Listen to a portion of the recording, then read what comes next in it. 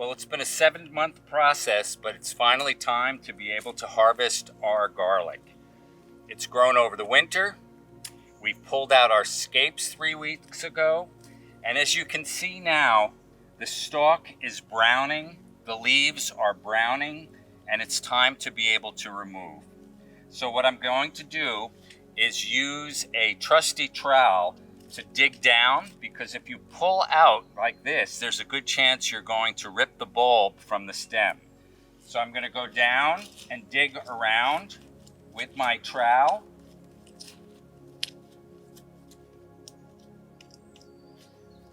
I'm going to go under the bulb, press slightly, and here we go. Here is a beautiful red German hardneck garlic. So what I'll do is I'll dust these off. I'll put them to dry in a dry area where there's movement of air, aeration, and this will cure up to 3 weeks so I can prepare it for the winter. The other alternative is to be able to eat this fresh over the next 3 weeks, which is called green garlic.